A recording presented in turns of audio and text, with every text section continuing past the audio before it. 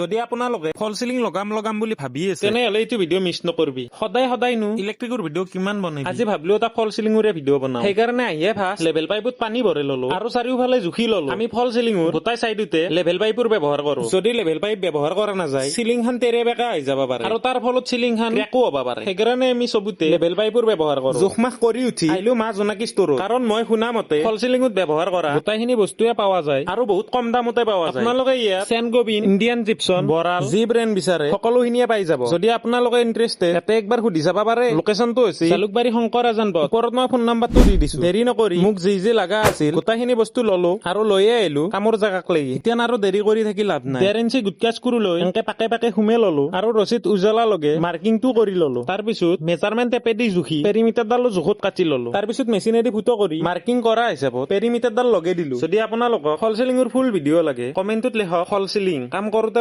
ৰাতিয়ে হ'ল। দেৰি নকৰি এতিয়া মই যাওঁ ঘৰত। আজিৰ ভিডিঅ'টো ইমানেই আছিল। তো বাই বাই।